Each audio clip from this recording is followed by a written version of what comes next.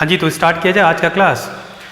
Last class में हम लोग ग्रेटेस्ट इंटीजर फंक्शन के बारे में डिस्कस कर रहे थे और उसके प्रॉपर्टीज़ को हमने अच्छी तरीके से देखा था। कुछ प्रॉपर्टीज़ हमने डिस्कस भी किया था। उसमें से एक आध दो प्रॉपर्टीज़ ये था कि ग्रेटेस्ट इंटीजर का जो आपका वैल्यू है, ग्रेटेस्ट इंटीजर का वैल्यू हम कैसे लिख सकते हैं, और यदि ग्रेटेस्ट इंटीजर किसी इंटीजर से आपका वैल्यू दिया हुआ हो। जैसे मैं एक एग्जांपल लेता हूँ जो हमने लास्ट क्लास में किया था कि यदि greatest integer of x is going to be greater than और इक्वल टू i हो, सो हम x का वैल्यू क्या लिख सकते हैं। क्लियर। सो इस टाइप के जो है फार्मूलेशन हम लोगों ने देखा था।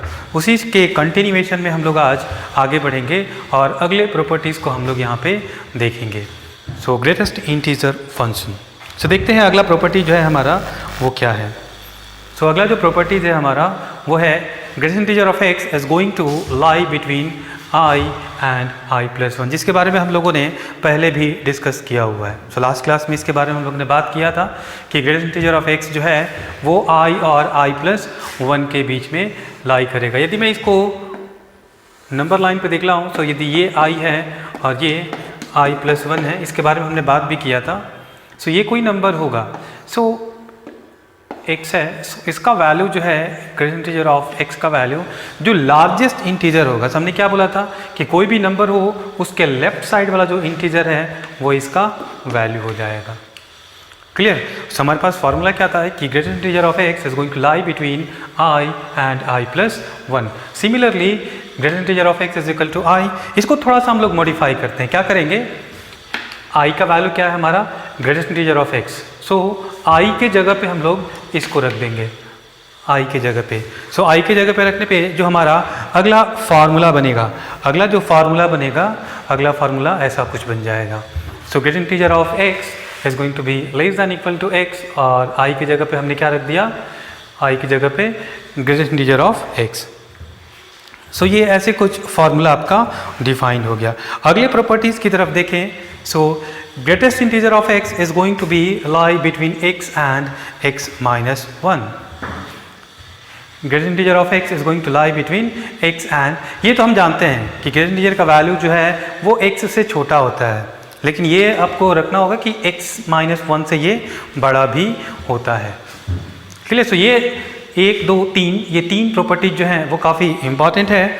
अगला प्रॉपर्टी यदि हम लोग देखें वो है हमारा दिया हुआ है कि greatest integer of x is going to be lie between i1 and i2। मतलब मेरे पास दो इंटीजर वैल्यू हैं i1 और i2। थोड़ा सा इसको मैं यहाँ पे डिस्कस करता हूँ। i1 is going to be less than greatest integer of x less than equal to i2। यदि ऐसा हमको दिया हुआ हो, इसको हम लोग x के फॉर्म में कैसे लिखेंगे, थोड़ा सोच के देखो। इसको एग्जाम्पल से समझने की कोशिश करते हैं। मान लो ये हमको इंटीजर 2 दिया हुआ है और ये सपोज 5 दिया हुआ है। यहाँ से लिख सकते हैं i1 का वैल्यू हमने मान लिया। Let's call this is i1 and this is i2। यहाँ पे मैं लिख रहा हूँ 2 less than greatest integer of x is less then 5। इसमें ग्रेटेस्ट इंटीजर का वैल्यू क्या हो सकता है, 2 हो सकता है और 2 से 5 के बीच में। तो कौन कौन सा वैल्यू हो सकता है, 2, 3, 4 और 5। इतना सारा वैल्यू जो है वो आपका पॉसिबल है यहाँ पे। इसको हम लोग x के फॉर्म में कैसे लिखेंगे। यहाँ देखो greatest integer of x is equal to, यदि मैं 5 लिखूँ आप क्या बोलोगे कि x का वैल्यू क्या होना चाहिए। x के वैल्यू के लिए हम लोग बोलेंगे कि x का वैल्यू जो है इसको हम 6 से छोटा ले सकते हैं। 6 से छोटा यदि कुछ भी होता है, 5.9 भी होगा x का वैल्यू, इनफैक्ट 5.99 भी होगा, तो इसका वैल्यू हो जाएगा 5, क्योंकि उसका लोअर मोस्ट इंटीजर। इस साइड से देखें x is going to be less than 6। मतलब ये जो 5 है इससे एक बड़ा से यहाँ से इक्वालिटी हटके इनइक्वालिटी आ जाएगा। यदि हम इस साइड में लिखें तो लिखेंगे x is going to be less than, और यहाँ पे दी मेरा i2 है, बोलेंगे i2 में एक जोड़ के लिखेंगे। अब इधर में आते हैं। यदि ग्रेटेस्ट इंटीजर ऑफ x 2 हो जाए, इससे तो छोटा हो नहीं सकता। 2 होने के लिए नंबर क्या होना चाहिए, 2 से बड़ा होना चाहिए या बराबर होना चाहिए। इस साइड का नंबर आ जाएगा 2। मतलब यहाँ पे यदि हम i1 के फॉर्म में लिखें, this is going to be i1। ये मेरा जो फॉर्मेशन है, यदि हमको उस टाइप में दिया रहेगा कि when greatest integer of x is going to lie between i1 and i2। So इसको हम लोग x के फॉर्म में कुछ इस तरीके से लिखेंगे। क्लियर है? सो हमारा ये हो गया x is going to be lie between i1 and i2 plus 1। और इसको ऐसे लिख सकते हैं हम लोग इंटरवल में। सो यहाँ पे मेरा क्लोज इंटरवल रहेगा, सॉरी यहाँ पे गड़बड़ हो गया है, यहाँ पे इक्वालिटी नहीं होगा, देयर मस्ट बी इनइक्वालिटी, यहाँ पे ओपन इंटरवल होगा, है ना, यहाँ पे इनइक्वालिटी होगा, इक्वालिटी नहीं होगा। सो I1 should be less than equal to x should be less than I2 plus 1। So ये आपका फार्मूला। ये अगला काफ़ी इंपॉर्टेंट है। कभी कभी आपको जो है ना इनइक्वालिटी के जब सवाल हम लोग बनाते हैं, सो इनइक्वालिटी में ऐसे प्रपोजिशंस हम लोगों को मिलते रहते हैं, है ना। सो इसलिए इसको जानना ज़रूरी है कि यदि हम इसको x के फॉर्म में लिखना चाहें तो इसको x के फॉर्म में हम लोग कैसे लिखेंगे, है ना। अगली प्रॉपर्टीज़ की तरफ मूव करते हैं। सो इसका अगला प्रॉपर्टीज़ क्या है? अगला प्रॉपर्टीज़ ये है कि यदि आपको कोई x दिया हुआ हो और x पे ग्रेटेस्ट इंटीजर हम लगा दें, सो आपको क्या मिलेगा? सबसे बड़ा वाला इंटीजर मिलेगा, है ना। सो greatest integer of x। So properties क्या है? यदि मेरे पास कोई एक नंबर दिया हुआ है, सपोज मेरे पास एक दिया हुआ है x और मैंने इसका ग्रेटेस्ट इंटीजर ले लिया, सो मुझे क्या मिलेगा? इसमें से मुझे इंटीग्रल वैल्यू मिल गया। अब मान लो कि मैं एग्जांपल लेता हूँ 2.5। सो इसका वैल्यू क्या हो जाएगा? 2। मैं फिर बोलूँ कि आप इसका फिर से ग्रेटेस्ट इंटीजर वैल्यू ले लो, सो इसका फिर से लोगे तो इसका, सो इसका वैल्यू फिर क्या हो जाएगा? 2। सो कहने का मतलब है कि कोई फंक्शन का यदि आपने ऑलरेडी ग्रेटेस्ट इंटीजर ले रखा है, सो उस पर आप 2 बार 3 बार 4 बार जितना करोगे, सो आपको ग्रेटेस्ट इंटीजर ऑफ x ही मिलेगा। यही हमारा यहाँ पे प्रॉपर्टी है। So greatest integer of x जो है आपका, उसका फिर से ग्रेटेस्ट इंटीजर लेते हैं, so that is going to be equal to greatest integer of x, है ना। अब अगला प्रॉपर्टीज क्या? This is going to be very important, this is going to be, so इसको थोड़ा सा एग्जाम्पल से समझते हैं, ज़्यादा क्लियर होगा।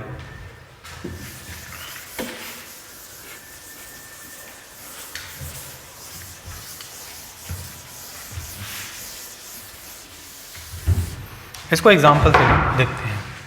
सो ग्रेटेस्ट इंटीजर ऑफ x, हमारा फार्मूला है this is going to be n is equal to greatest integer of x plus minus n, ऐसा हम लोग लिख सकते हैं। और कंडीशन क्या दिया हुआ है कि ये जो n है वो n हमारा इंटीजर होना चाहिए। ये कंडीशन बहुत ही इंपॉर्टेंट है, n बिलोंग्स टू इंटीजर। यदि एग्जांपल लूँ मैं कि मैं x प्लस 2, सो मैं इसको ऐसे लिख सकता हूँ x प्लस 2, ये हमारा सही है ना। यदि मैं एग्जांपल लूँ x प्लस 2.3 और यदि मैंने ऐसा लिख दिया कि greater integer of x plus 2.3, सो ये पूरा का पूरा गलत है, ऐसा हम लोग नहीं लिख सकते। सो कब लिख सकते हैं इसको ऐसा हम? सो जब ये हमारा जो नंबर है, मीन्स ये जो n है, जब n हमारा इंटीजर होगा तभी हम इसको इस तरीके को हम लोग ऐसे लिख सकते हैं। और ये जो फार्मूला है आपका, so this formula is going to be very important. ये जो फार्मूला है, ये फार्मूला आपका, और इसको प्रॉपर्टीज़ बोल लो या फार्मूला बोल लो, जो भी आपको बोलना है, so this property is going to be very very important, है ना। ये प्रॉपर्टीज़ काफ़ी इंपॉर्टेंट है। सो अगले प्रॉपर्टी की तरफ मूव करते हैं।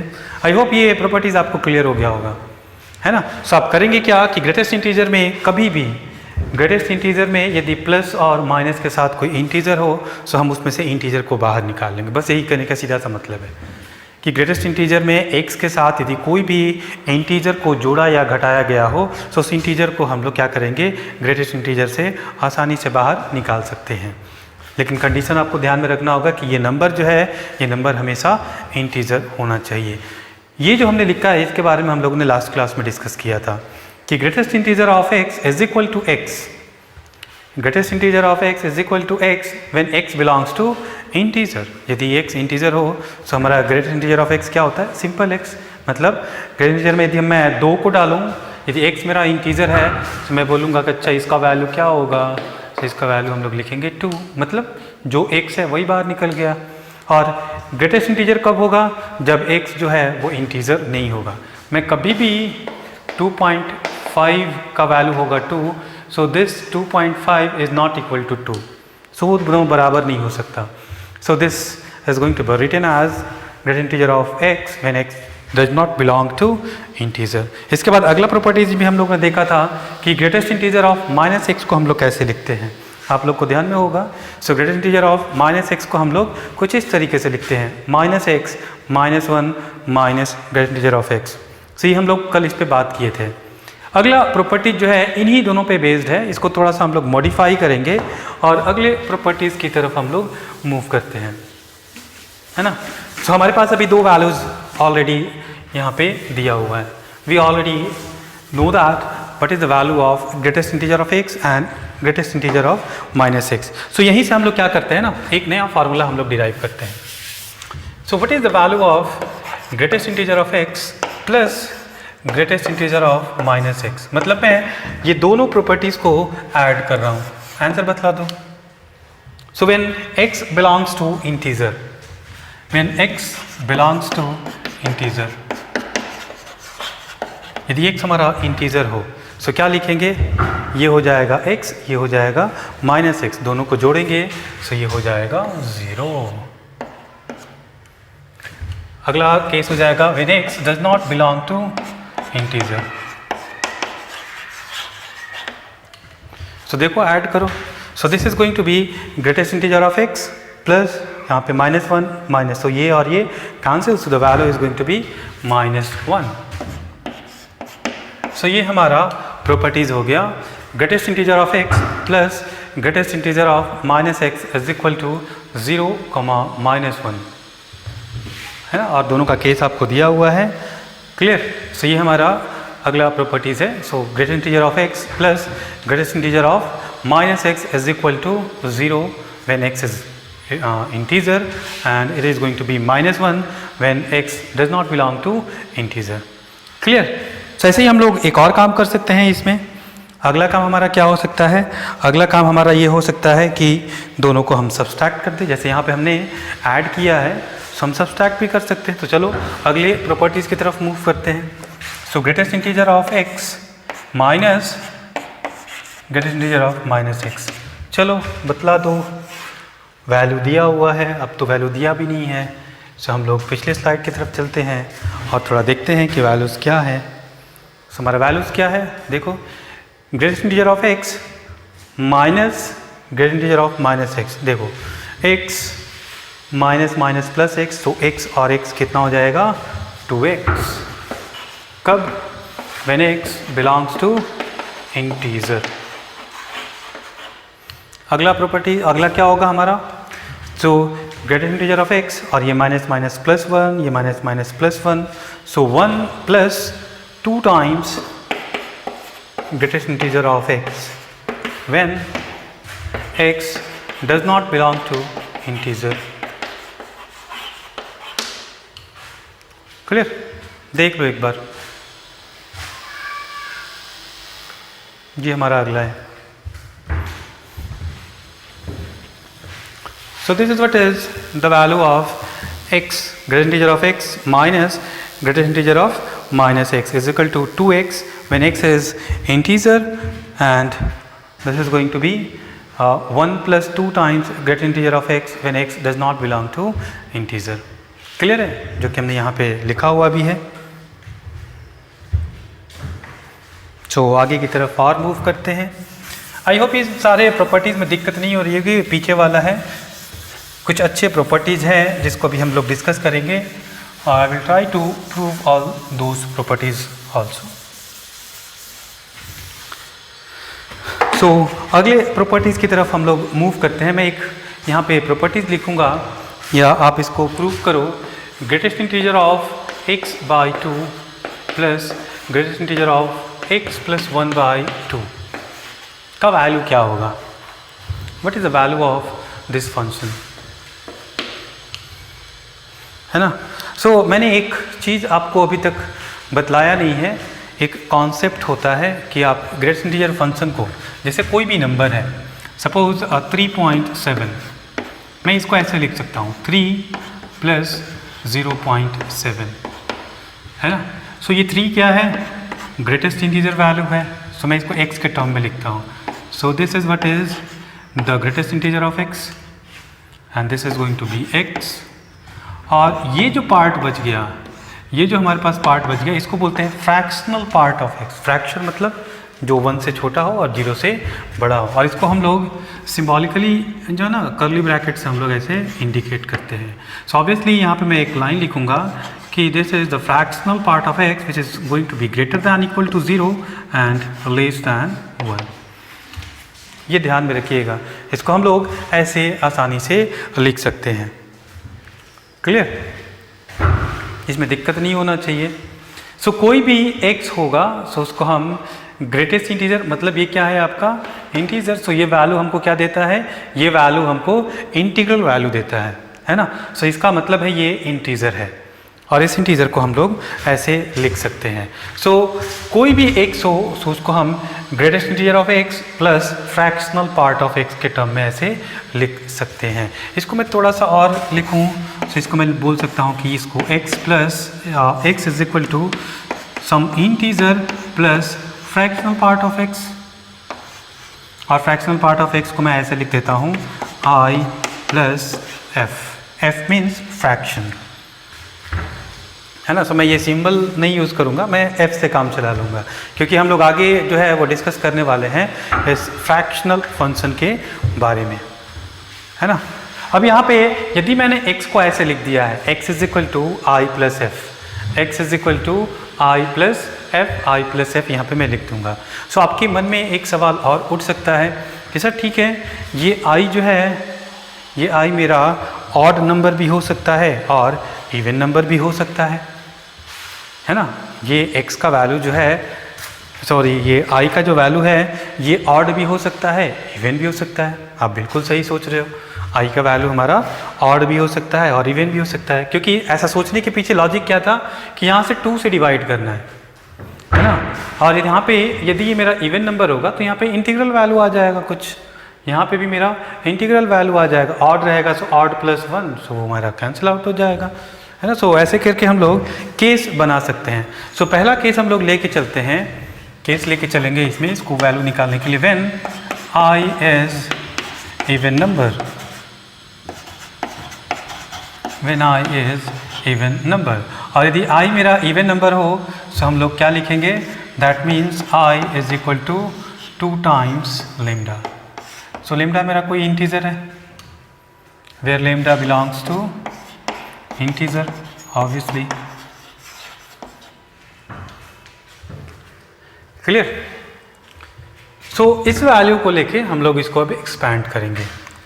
So this is going to be x is equal to i plus f, और i is equal to 2 lambda. So this is 2 lambda plus f by 2 plus x का value लेते हैं, सो 2 lambda plus f plus 1 by 2. चलो यहाँ पे इसको और लिखते हैं.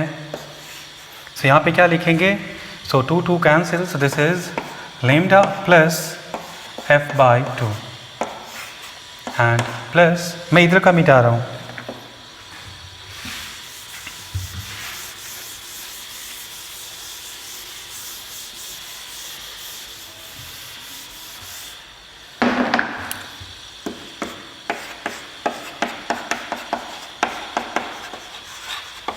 सो ऐसा कुछ दिया हुआ है. अब अगला लिखिए इसमें, हाँ पहला टर्म हमने लिख लिया है, दूसरे टर्म को लिखते हैं. So this is 2 cancel, so this is again lambda plus f plus 1 by 2.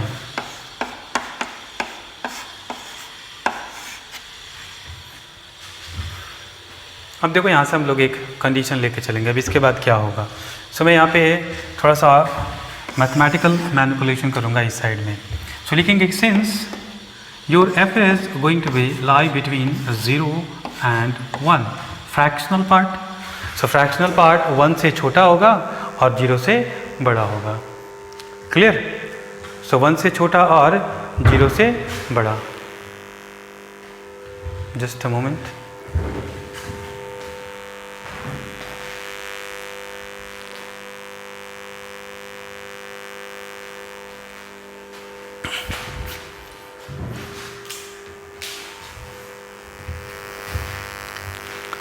सो हम लोग यहाँ पे अभी वैल्यू रखें, सब देखो यहाँ पे हमको किसका वैल्यू चाहिए, f/2 का वैल्यू क्या होना चाहिए। एक स्टेप और लिख लेते हैं तब हम उसको कंक्लूड करेंगे। एक स्टेप क्या लिखेंगे, अभी हमने एक प्रॉपर्टीज देखा था कि यदि x प्लस इंटीजर हो तो हम इंटीजर को आसानी से बाहर निकाल सकते हैं। So this is going to be lambda plus greatest integer of f/2। Similarly उधर भी लिख सकते हैं, so lambda plus greatest integer of f plus 1/2 and this is going to be equal to 2 lambda plus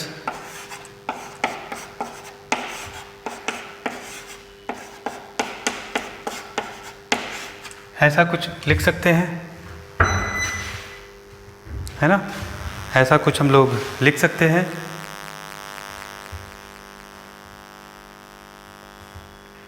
yes और no? अब यहाँ पे हम लोग वैल्यूज़ निकालते हैं। चलो अब हम लोग जो है वो वैल्यूज़ निकालते हैं। सो f/2 का value, so f is going to lie between 0 to 1। So यहाँ पे 2 से डिवाइड कर लेते हैं। सो ये जाएगा 0, this is f and this is 1/2। अब सोचो इसका यदि हम ग्रेटेस्ट इंटीजर लें, सो 0 से 1/2 के बीच में लाई कर रहा है, सो f का वैल्यू क्या हो जाएगा हमारा यहाँ पे 0। So great integer of f/2. So great integer of f/2 is going to be equal to 0. अब f plus 1/2 का देखें, so यहाँ पे f है, so यहाँ से हम लोग आगे आते हैं और पूरे में हम लोग जो है 1 जोड़ देते हैं। So 0 plus 1 is going to be 1. This is going to be f plus 1 and this is going to be 1 plus 1 is 2. Clear? So इतना वैल्यूज है। अब इसमें हमको निकालना क्या है, f plus 1/2 का। सो पूरे में हम 2 से डिवाइड कर लेते हैं। सो अगला स्टेप होगा 1/2 f plus 1/2 and this is going to be less than 1। So ये वैल्यू जो है वो हमारा कहाँ से कहाँ तक लाई कर रहा है, 1/2 से लेके 1 के बीच में लाई कर रहा है। सो इसका भी वैल्यू हमारा क्या होगा, यदि हम इसका ग्रेटेस्ट इंटीजर लें सो ये तो फ्रैक्शन ही है। सो इसके लेफ्ट साइड में जो हमारा इंटीजर है वो क्या है, 0। सो इसका वैल्यू भी 0, इसका वैल्यू भी 0। So this value is going to be equal to 2 lambda. इसका वैल्यू क्या आ गया, 2 लैम्डा। और यदि मैं एग्जांपल लूँ कि what is the value of greatest integer of x, सो क्या लिखेंगे यहाँ पे, x का वैल्यू क्या लिखेंगे, x का वैल्यू हमने क्या लिया था, so x is equal to i plus f और i is equal to 2 lambda. So this is 2 lambda plus f and this is going to be 2 lambda equal, क्योंकि f का आपका वैल्यू 0 हो जाएगा। So this is going to be equal to 2 lambda. So इस side में भी 2 lambda आ रहा है, यहाँ पे भी 2 लैम्डा आ रहा है। सो यहाँ पे हमारा फार्मूला हुआ कि this is going to be equal to x। So ये हमने प्रूव किया किसके लिए, when x is going to be the even number, है ना। सो ये हमारा फार्मूला हुआ यहाँ पे। So greatest integer of x is equal to greatest integer of x/2 plus greatest integer of x plus 1/2। Clear. अब इसको थोड़ा सा ऑड नंबर के लिए भी देख लेते हैं। अभी मैंने यहाँ पे इवन नंबर मान के चला है और इसको हमने प्रूव किया। अब ऑड नंबर पे देखते हैं कि क्या हमारा LHS और RHS दोनों सेम है। सो यदि ये ऑड नंबर रहेगा तो इसको क्या लिखेंगे हम लोग, 2 lambda plus 1 when I is an odd number,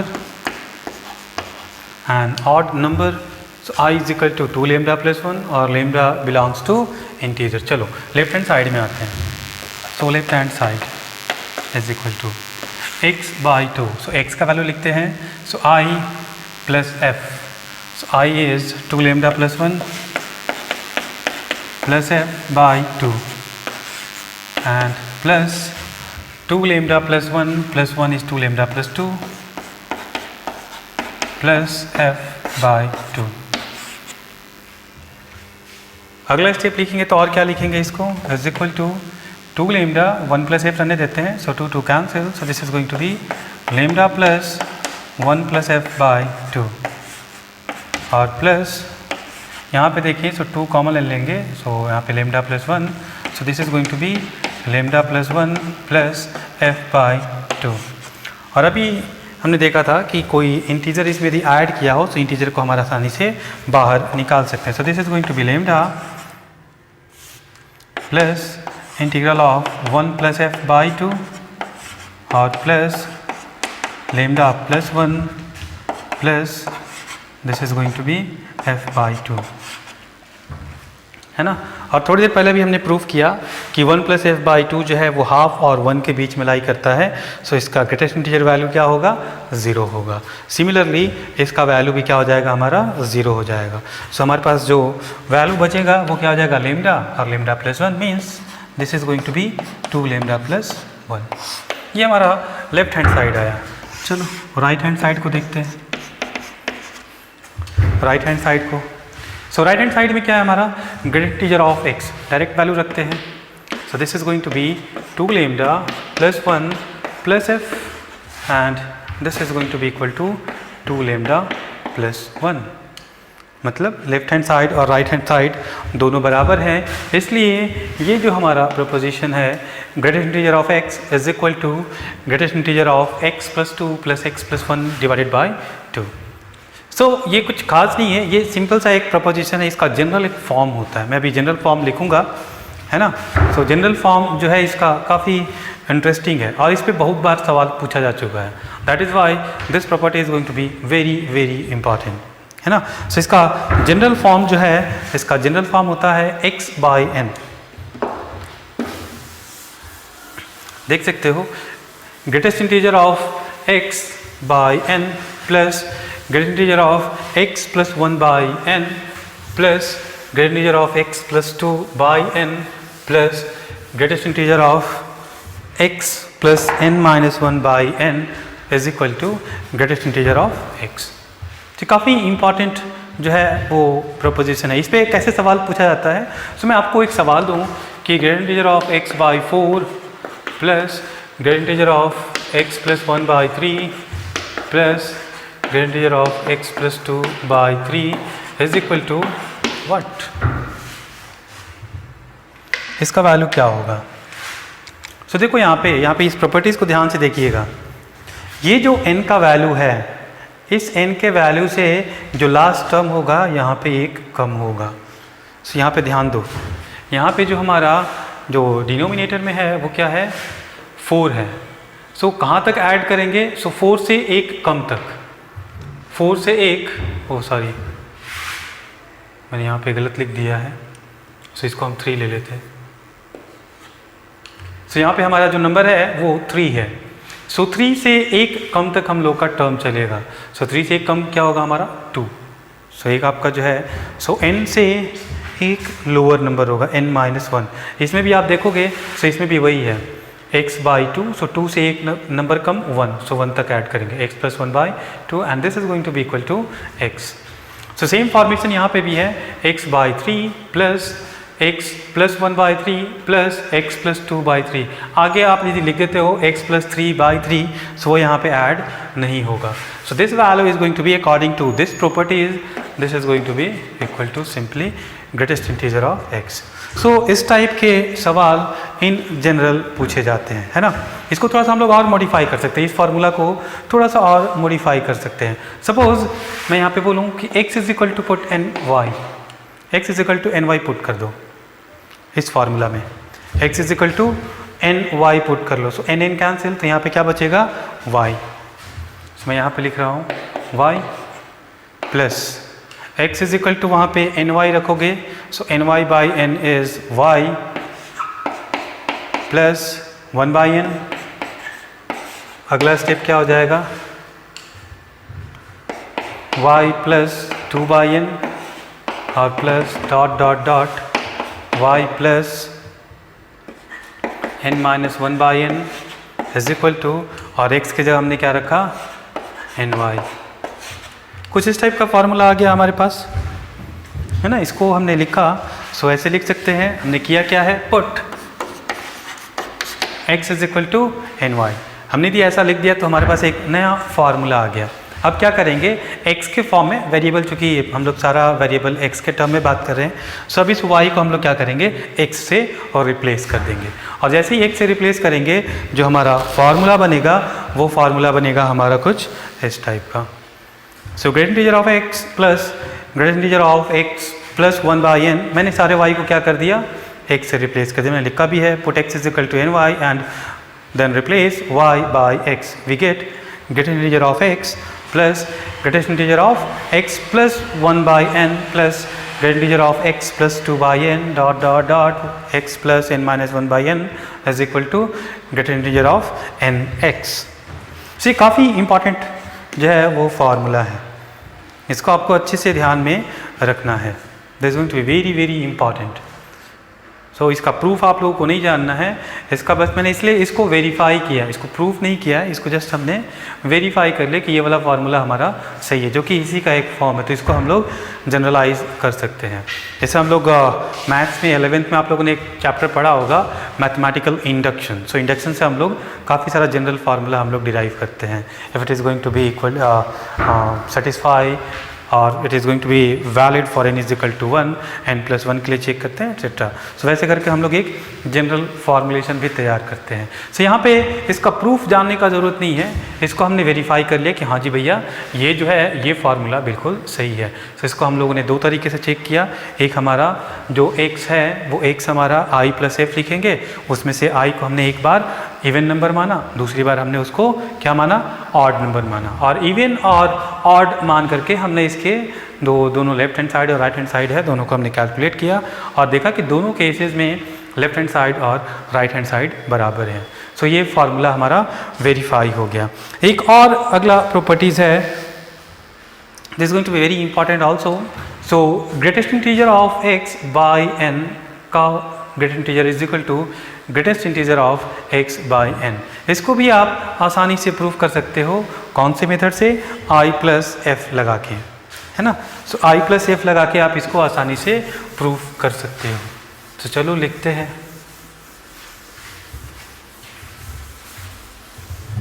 इसको भी प्रूव करने की कोशिश करते हैं। So let's assume that x is equal to some i plus f, है ना, और मान लेते हैं कि जो हमारा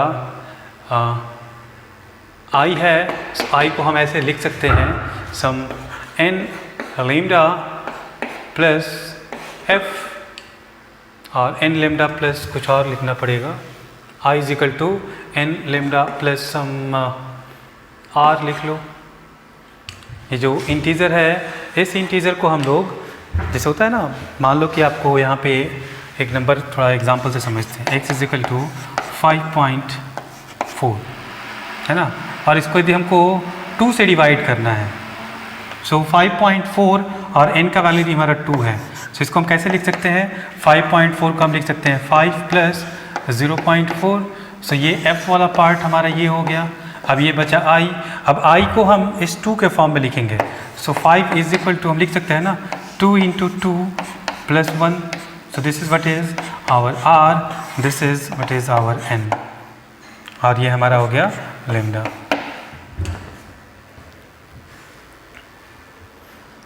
क्लियर। सो n वहाँ पे आपको दिया हुआ है, सो लेम्डा हम एक ऐसा वैल्यू रख लेंगे। सो किसी भी नंबर को i को हमने इस फॉर्म में रख लिया। अब यहाँ पे आपको एक कंडीशन समझ में आ गया होगा कि ये जो r जो है वो r n के बराबर नहीं हो सकता, यदि n के बराबर होता तो इसमें ऐड हो जाता।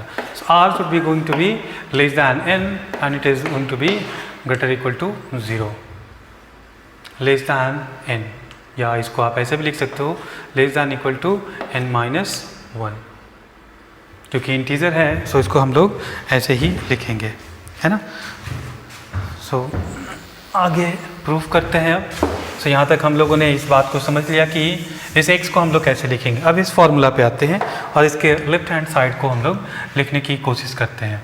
सो पहले निकालेंगे हम लोग greatest integer of x is equal to i plus f, i का वैल्यू रखते हैं हम लोग, i का वैल्यू रखेंगे हम लोग, सो i प्लस f ही लिख लेते हैं। So this is going to be equal to i, और i का वैल्यू हमारा क्या है, n लेम्डा प्लस r। अगला स्टेप क्या करना है, इसको n से डिवाइड करना है। So greatest integer of x by n is equal to n lambda plus r by n. So this is going to be equal to lambda plus r by n, है ना। अब इसका greatest integer लें, so greatest integer of this by n is equal to greatest integer of lambda plus r by n, और lambda हमारा क्या है, एक इंटीजर है। So here also you have to note down lambda belongs to integer. So lambda हमारा क्या है, integer से बिलोंग करता है। सो यदि ये इंटीजर है सो इस ब्रैकेट से ये आसानी से बाहर आ जाएगा। So this is going to be lambda plus r by n। अब इसका वैल्यू देखते हैं कि ये क्या इंटीजर वैल्यू इसमें मिलेगा हमको। सो इसके वैल्यू को चेक करते हैं। सो हमारे पास कंडीशन क्या है, ये वाला है ना। सो r बाई n का, सो इस पूरे एक्सप्रेशन को हम लोग n से डिवाइड कर देते हैं। So 0 by n is 0, this is equal to r by n, and this is going to be less than equal to n minus 1 by n. So n minus 1 by n, this is going to be less than 1 and this is 0. So this value is going to be lie between 0 and this value is going to be less than 1. So the greatest integer value of this is going to be equal to 0 and this value is going to become lambda. So ये हमारा left hand side हुआ।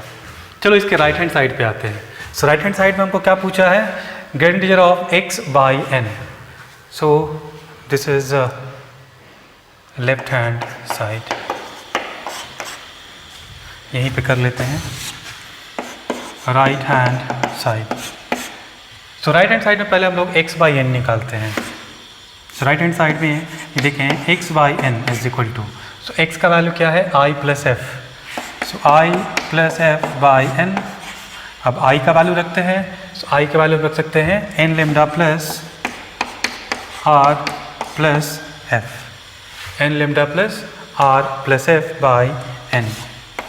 इसको divide करें सही हो जाएगा lambda plus r plus f by n, है ना। सो इधर में देखते हैं। सो ग्रेटेस्ट इंटीजर यदि इस वैल्यू को देखें तो राइट हैंड साइड में आपका आ जाएगा lambda. So greatest integer of x by n का वैल्यू क्या आ जाएगा हमारा, अब देखोगे। सो वहाँ पे हमारा जो वैल्यू आया था, सो इसको लिखेंगे lambda plus r plus f by n। और आपको पता है ये इंटीजर है, सो इंटीजर इससे आसानी से बाहर आ जाएगा। सो हम इसको लिख सकते हैं lambda plus greatest integer of r plus f by n। Clear, ऐसे आसानी से हम लोग इसको लिख सकते हैं।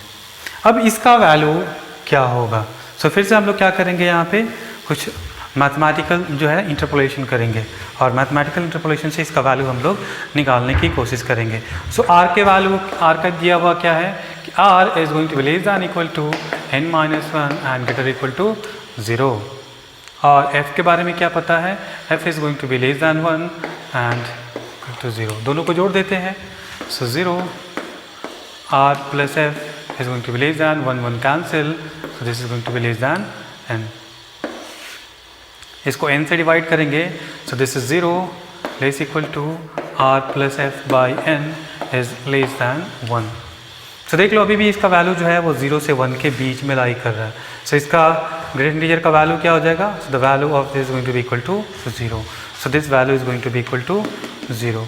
So this value is going to be equal to again lambda. So this is the RHS and LHS is also lambda. Hence this expression satisfies for all x, कैसा भी x हो उसको ये सेटिस्फाई करता है। So greatest integer of x divided by n का greatest integer is equal to greatest integer of x by n। Clear. So काफ़ी अच्छा प्रॉपर्टीज था ये। सो अगली प्रॉपर्टीज़ की तरफ मूव करते हैं। सो अगला जो प्रॉपर्टीज़ आप देखोगे इसमें हमारे पास 2 नंबर का सम दिया हुआ है ना। सो 2 नंबर का सम दिया हुआ है कि greatest integer of x plus y is equal to greatest integer of x plus y if fractional part of x plus fractional part of y is going to be less than 1, and if fractional part of x plus fractional part of y is greater than 1, then this is going to be equal to greatest integer of x plus greatest integer of y plus 1. इसको भी हम लोग proof कर सकते हैं, है ना? Proof करना है, हाँ जी, इसको भी प्रूफ करना है कि ये कैसे होता है. चलो कर लेते हैं. प्रूफ रहेगा तो हम लोग अच्छा भी रहेगा कि आखिर ये सारे रिजल्ट्स जो हैं वो आते कहाँ से हैं. सो हम लोग क्या करेंगे, पहले हम लोग कुछ एजम्पशन लेंगे. So let's say x is equal to I1 plus F1 मान लेते हैं, इंटीजर और फ्रैक्शन. और दूसरा मान लेते हैं y is equal to I2 plus F2. लिख सकते हैं ना ऐसे, किसी भी नंबर को हम लोग इंटीजर और फ्रैक्शन के टर्म में लिख सकते हैं. Sum of integer and fraction. काफ़ी सिंपल सा है. अब हम लोग क्या करेंगे, greatest integer of x plus y लिखेंगे. सो काफ़ी सिंपल, इसमें कुछ करना है नहीं. x plus y is equal to x का वैल्यू रख लेते हैं. So I1 plus F1 plus y का वैल्यू I2 प्लस F2. चलो चलो आगे बताओ. I1 प्लस I2 हमारा इंटीग्रल वैल्यू हो गया I1 plus I2. So this is and plus F1 plus F2. अब चूंकि ये इंटीजर है तो इससे आराम से बाहर आ जाएगा. तो हम लोग लिखेंगे I1 plus I2 plus fractional part of F1 plus F2. और इसको क्या लिख लेंगे, सो ग्रेटेस्ट इंटीजर ऑफ x का वैल्यू क्या होगा सर, इसका वैल्यू I1 होगा. ग्रेटेस्ट इंटीजर ऑफ y का वैल्यू क्या हो जाएगा, I2 हो जाएगा. सो क्या करेंगे, यहाँ पे I1 और I2 को ऐसे और रिप्लेस कर देंगे. सो यहाँ पे लिखेंगे this is going to be greatest integer of x plus greatest integer of y plus this is F1 plus F2. चलो ये इतना तो हमने काम कर लिया कि greatest integer of x plus greatest integer of ऐसा y, x प्लस y का ग्रेटेस्ट इंटीजर यदि निकालना हो तो हम उसको ऐसे लिख सकते हैं. अब इस पे कंडीशन आता है. ये कंडीशन हम लोग कहाँ से रखेंगे, है ना? सो ये कंडीशन आएगा हमारा. अब चूंकि ये फ्रैक्शनल पार्ट है, सो हम क्या लिख सकते हैं, यदि ये फ्रैक्शनल पार्ट है तो हम बोलेंगे कि देखो भैया जो F1 जो है this is going to be lie between 1 and 0, क्योंकि ये फ्रैक्शनल पार्ट है. सो ये 0 से 1 के बीच में लाई करेगा. क्या सेम बात हम इसके लिए भी बोल सकते हैं, F2 के लिए भी. सो F2 भी हमारा चूँकि फ्रैक्शनल पार्ट है, सो ये 1 और 0 के बीच में लाई करेगा. हमको किसका देखना है, सो F1 प्लस F2. सो दोनों को ऐड कर देते हैं. सो ऐड करने से क्या मिलेगा, this is F1 plus F2 और this is going to be less than 1 plus 1 is going to be 2. अब इस प्रोपोजिशन को आप ध्यान से देखिए. F1 प्लस F2 जो है वो 0 से 2 के बीच में लाई कर रहा है. मतलब इसका वैल्यू, यदि मैं इसका ग्रेटेस्ट इंटीजर लूँ तो इसके बीच में एक इंटीजर भी आता है 1, है ना? सो इसको हमको दो भाग में तोड़ना होगा, क्योंकि हम जब भी किसी भी नंबर को देखते हैं सो दो कंसेक्यूटिव इंटीजर के बीच में हम लोग उसको कैलकुलेट करते हैं. यहाँ पे 0 और 2 कंसेक्यूटिव नहीं है, बीच में एक 1 भी है. सो इसको हमको तोड़ना पड़ेगा 0 से 1 और 1 से 2 के बीच में. सो एक कंडीशन हम लोग डालेंगे कि यदि मेरा F1 प्लस F2 जो है 1 से छोटा हो और 0 से बड़ा हो. और दूसरा कंडीशन क्या लिखेंगे, F1 प्लस F2 जो है वो 2 से छोटा हो और 1 से बड़ा और बराबर हो. सो ये दो कंडीशन आएंगे. क्लियर? और यही दो कंडीशन यहाँ पे हमको लिखा हुआ भी है. क्योंकि अब फ्रैक्शनल पार्ट है, सो फ्रैक्शनल पार्ट को हमने अभी थोड़ी देर पहले बतलाया था कि फ्रैक्शन को हम लोग कैसे दिखलाते हैं, कर्ली ब्रैकेट से. So F1 is equal to curly bracket of x, F2 is equal to curly bracket of y. So इस कंडीशन को लिखा गया है. तो देखो अब इसको कैसे लिखेंगे. So greatest integer of x plus y is equal to, so ये वाला कंडीशन लेते हैं F1 प्लस F2. सो F1 क्या है हमारा, so F1 is going to be curly bracket of x. So curly bracket of x plus F2, F2 means curly bracket of y is going to be lie between 1 and 0. यहाँ पे 0 छूट गया है, obviously यहाँ पे 0 होगा. सो 0 और 1 के बीच में लाई करता है। सो इसका वैल्यू क्या हो जाएगा, यदि मैं इसका ग्रेटेस्ट इंटीजर लूँ, इसका तो इसमें आपका जो इंटीजर वैल्यू है वो 0 आएगा। So this value is going to be equal to 0। So हम लिखेंगे कि इसका वैल्यू हो जाएगा simply greatest integer of x plus greatest integer of y। दूसरा ये वाला लेते हैं। सो इसको कैसे लिखेंगे कि 1 से बड़ा हो curly bracket of x plus curly bracket of y and this is going to be less than 2। यदि इसका हम ग्रेटेस्ट इंटीजर लेते हैं f1 प्लस f2, सो इसका लेफ्ट हैंड साइड में जो इंटीग्रल वैल्यू है वो है 1। सो इसका वैल्यू क्या हो जाएगा 1। सो ये वैल्यू हो जाएगा हमारा greatest integer of x plus greatest integer of y plus 1। शायद यही आपका रिजल्ट भी है, greatest integer of x plus greatest integer of y plus 1 if the fractional part of x and y, the sum of fractional part of x and y is going to be greater equal to 1। so यहाँ पे ध्यान देना, यहाँ पे जो है एक term यहाँ पे लेस दैन 0 भी होगा और यहाँ पे less than not less than is going to be 2 से छोटा होना चाहिए, है ना। तो वहाँ पे थोड़ा सा मिस्टेक है, क्लियर। सो यहाँ पे आके जो है हमारा ग्रेटेस्ट इंटीजर फंक्शन जो है वो हमारा कंप्लीट होता है। सो इतने सारे प्रॉपर्टीज़ हैं, देख ही रहे हो कितने सारे प्रॉपर्टीज़ हैं और सबका बिहेवियर काफ़ी अलग है। ये किसी आम फंक्शन की तरह बिहेव नहीं करता। जैसे हम लोगों ने जो जनरल फंक्शंस होते हैं हमारा, चाहे वो पॉलिनोमियल हो या ट्रिगोनोमेट्रिक हो, कुछ उस टाइप से आपका बिहेव नहीं करते, इनका बिहेवियर बिल्कुल ही अलग है। That is why this function is going to be very very important, है ना। सो नेक्स्ट क्लास में what we are going to do is we are going to discuss about the fractional function, और एक और हमारा function बच जाता है सिग्नम फंक्शन। सो कल जो है जो नेक्स्ट क्लास होगा, सो नेक्स्ट क्लास में हमारा ये जो फंक्शन का जो डेफिनेशन वगैरह है, जो बेसिक डेफिनेशन है, ये सारे डेफिनेशन हमारे फिनिश हो जाएंगे। Then we are going to start our new topic which is dancing of graph, है ना। और फिर उसके बाद जब डांसिंग ऑफ ग्राफ हमारा कंप्लीट हो जाएगा, सो उसके बाद फिर हम लोग पीछे आएंगे और फिर से हम लोग फंक्शन को समझने की कोशिश करेंगे और फिर हम लोग वहाँ पे निकालेंगे कि डोमेन क्या होता है, रेंज क्या होता है, 1 function, onto function, into function, injective, bijective, etcetera etcetera, है ना। सो बहुत सारी चीज़ें बाकी हैं, अभी बहुत लंबा चलने वाला है हमारा फंक्शन का क्लास, क्लियर। सो आज हम लोग यहीं पे रहने देते हैं। नेक्स्ट क्लास में we are going to talk about two functions, which is fractional function and the signum function.